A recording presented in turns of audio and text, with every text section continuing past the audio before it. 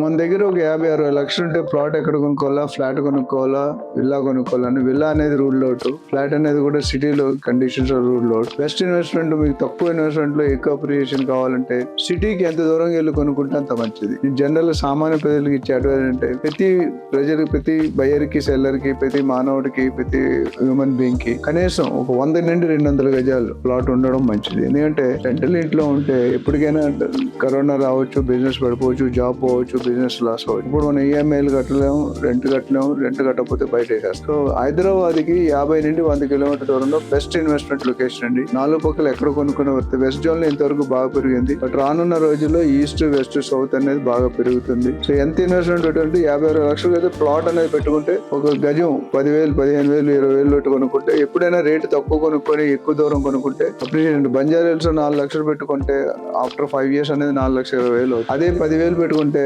50,000, ₹1,00,000 అవుతుంది next 10-20 years. So దూరంగా పెట్టుకుంటే మీరు సరైన జోగ్రఫికల్ ఏరియా కావాలంటే నన్ను సంప్రదించండి.